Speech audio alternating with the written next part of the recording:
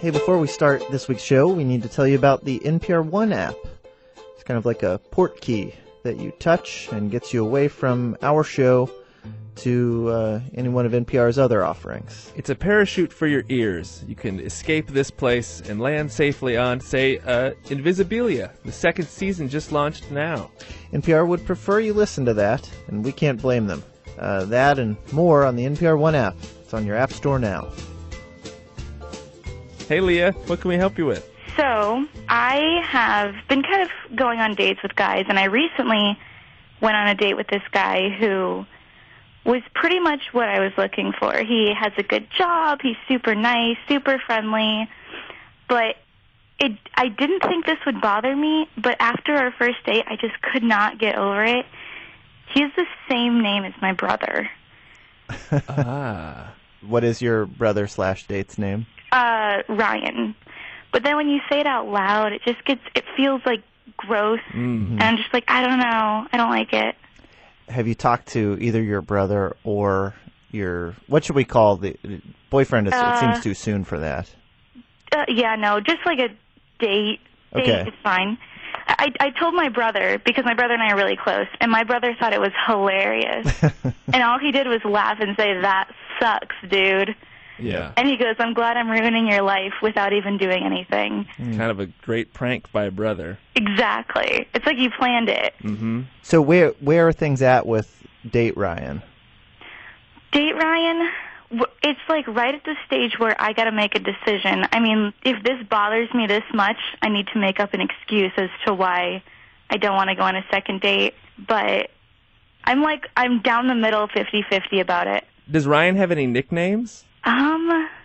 No. I mean, I was relieved because he didn't call me by my name. He kept calling me things like sweetheart and like babe, which I normally would have been totally weirded out by. Mm-hmm. But because of this situation, I was relieved by it. And I was like, yeah, let's go with those names. Those are good. Yeah.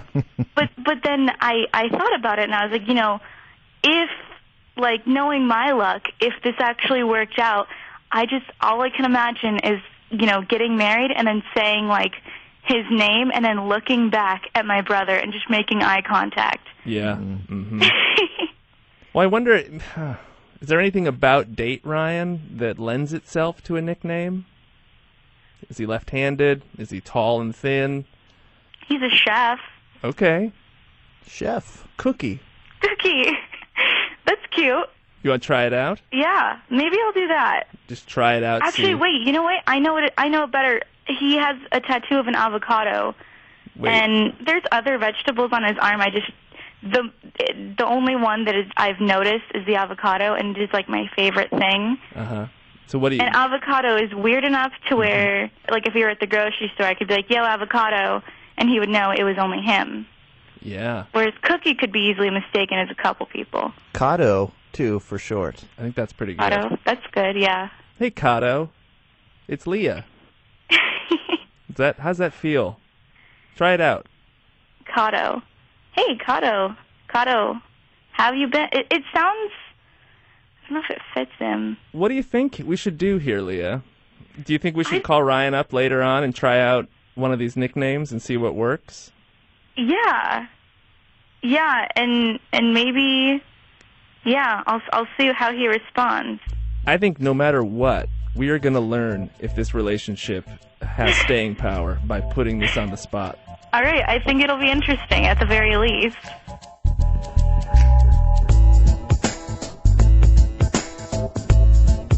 All right, so, before we call Ryan, we should prepare some nicknames, I think. Yeah, so this is Date Ryan. We know he's a chef. What about privates? Like Saving Private Ryan? Just call him privates, though. Private Ryan. Yeah. He lives, right? Pastramion. Pastrami. Pastramion. Strami. Strami. We also know he has the avocado. He has an avocado tattoo. Dwayne the Guac Johnson. Or just Dwayne. Yeah, just Dwayne. What about just Brian?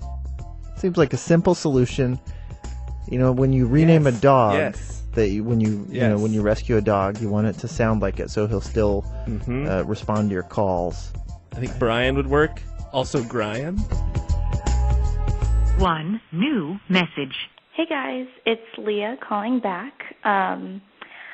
So I know our plan was to have me call Date Ryan, get him on the phone, and talk about our idea.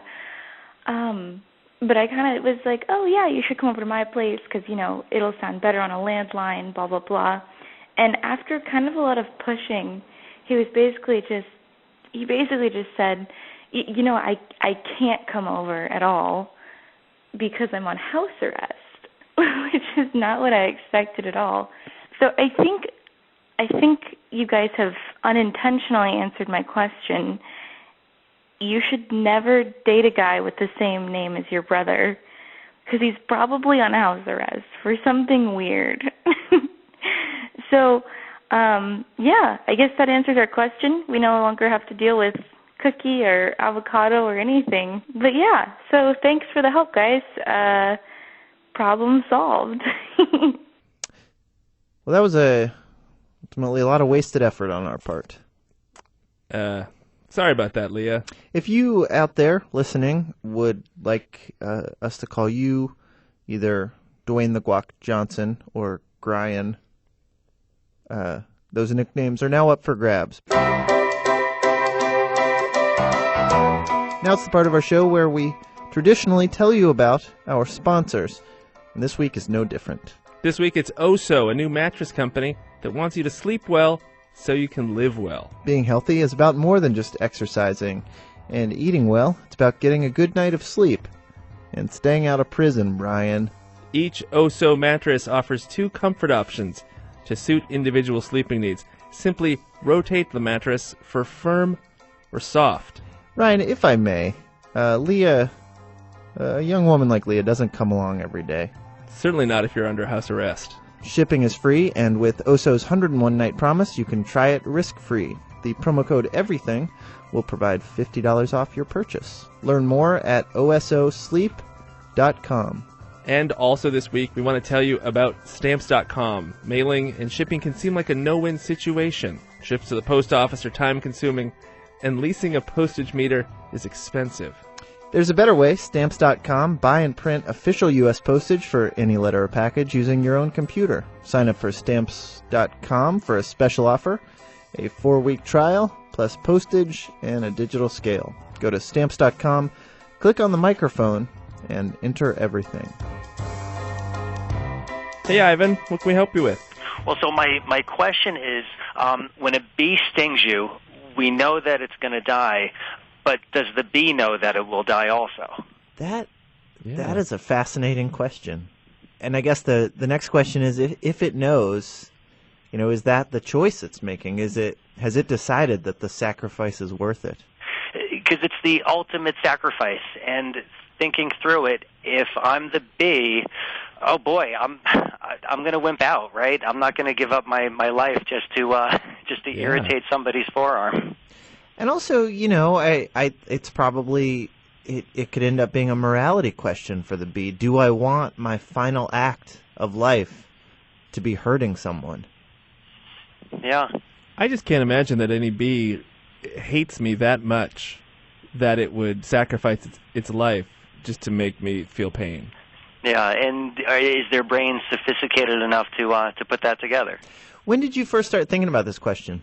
So I saw this National Geographic picture where there's a bee that is mid-sting in someone's arm, and then it's flying away, and you see their stinger and their abdomen stretched out, maybe 2 or 3 body lengths of the bee. And I just thought, oh no, does the bee know what's coming next? Because it's not going to end well for the bee. Yeah. I mean, did it have its affairs in order, you think? Yeah, estate planning should come into it, yeah. Well, I think this is a great question with, biological, philosophical, and moral implications, and we are going to attempt to get to the bottom of it for you. Thanks a lot, Ivan. All right, guys, take care. All right, I think we have somebody on the line who can help us. Tom Seeley studies bees at Cornell. So, Tom, do bees know they're going to die when they sting you? Oh, I doubt the bee knows that it'll die. I don't think bees even have a sense of the future. So. Really? Yeah. Okay. That's a pretty sophisticated cognitive skill to be able to think about the future, to anticipate things. I don't think bees have that. It would. I mean, I think it would. It might change the way we feel about bees. You know, if we did kind of imagine that inner life where they knew the sacrifice they were making, but they were making that sacrifice, you know, for the hive. Yeah, that would be. You would have more compassion, more sympathy with the bee's situation of having to throw her life away or sacrifice her life in defense of the colony. So you're saying she. So is it always a she that's stinging me? Yes, only the workers have stings. A sting is a modified egg-laying tube, and so only the females bear stings. Oh, wow. Okay. And all worker bees are females. Wait, are there any male bees? Where are they? There are male bees, and they're called drones, and they live in the hive. They're very important because without males you don't have sex, and without sex you don't have reproduction. So but they're a small portion of the honeybee colony. They might be at the peak of the summer, maybe 5% of the colony's population. So there could be a few thousand drones in a colony of 10 or 20,000 workers. But the only purpose of men is sex. For Apis mellifera, that is correct.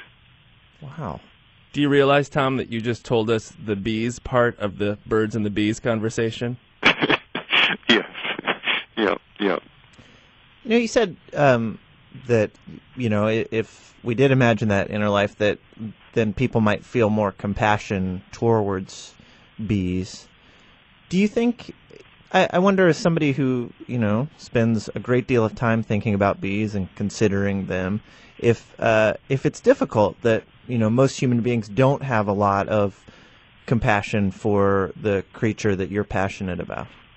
I just treat it as a fact of life that for all of us, unless we know about something, we don't really pay much attention to it or have much thought about it. But in my experience, as soon as people start to learn about honeybees, they become fascinated.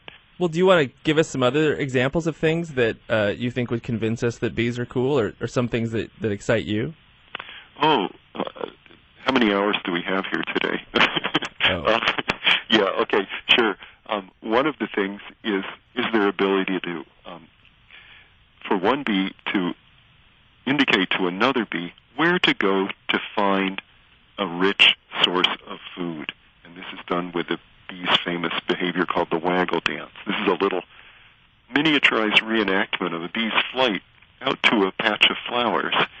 But she does this inside the hive, so it's a representation of the direction to go and the distance to go. And then, if you go the right direction and the right distance, you end up in the right place. But the remarkable thing is that there are only 2 species on the whole planet that have that ability to be standing in one place and to tell another member of the species, go over there, go in that direction, go in that distance, and you'll find something good. And those 2 species are honeybees and human beings. So we have a very special connection with honeybees. Wow. Can you translate for us what those movements would look like? Mm-hmm. Yeah, it's the movement is one in which a bee is standing on a vertical comb, beeswax comb, and she walks across that comb while waggling her whole body back and forth. And as she waggles that body, she's walking forward slowly, stepping forward at a certain angle relative to straight up. Straight up would represent the direction of the sun. So if she's waggling, walking straight up while she's doing this waggle motion, she's indicating to others that the target she's reporting is in the direction of the sun. And that waggling motion, it can go for a fraction of a second, or it can go for even as much as 10 seconds. And that's how they encode the information about distance. If it's the more distant the flower patch, the longer she does that waggling motion. That's amazing. She can do that a dozen times or 100 times or even more, depending on how good the target is that she's advertising. And that way, many bees can get her message. Are there good bee dancers and bad bee dancers, the way there are with humans? Yeah, there are. I would say, well, maybe the most accurate way to say it is there are reluctant bee dancers and there are exuberant bee dancers. Some bees going to the same patch of flowers or the same artificial food source, some will be very excited and will dance extensively to advertise that food source. And others are much more laconic. They don't do much dancing. And that's a curious fact. It's not one we fully understand. A lot of variation for the same food source in the amount of advertising of that food source. Wait, so do bees just have different temperaments then? Yes. Yep. Mm-hmm. Why? Oh, well, it's a really important question, and it's one that people are studying right now. Within a group, it's often really valuable to have variation among individuals. For example, you want in the morning, when the colony's just getting its work organized, its foraging work organized, it's good to have some individuals that are real eager beavers to go out and check out things and discover if something's available to come back and announce it. But you don't need everybody going out and checking. That would be inefficient. That would burn up a lot of energy. You just send out a few individuals, the scouts. And so it's good to have some individuals that are really active and enterprising in the morning and others that are more reluctant to leave the hive. And so on the whole, it works more efficiently that way. Well, Tom, thank you so much for telling us about bees. Okay, you're welcome. That does it for this week's show. What we learned today, Mike? Well, I learned that bees like to dance. And I think about how complicated it is just with two legs to learn how to dance. Like you think about those diagrams where it's just the footprints and it shows you the different moves. Imagine if you had 6 feet. I think the idea of that they dance to give each other directions. Yeah. Imagine what BGPS looks like. Oh. They're driving somewhere, and it's just a hot dance video right there on the iPhone. In 200 feet. Work it. Yeah, in 2.5 miles, Dougie, Nene, Dougie, Humpty Dance, pencil sharpener thing. How to Do Everything is produced by Nadia Wilson with technical direction from Lorna White. Our intern this week is Jishnu. Jishnu did great work for the show over in Mumbai. Mostly just played video games the whole time. But it's very important work. Yeah, that princess is not going to save herself. You can send us your questions. Send them to us at howto@npr.org. Our website is howtodoeverything.org. I'm Ian. And I'm Mike. Thanks.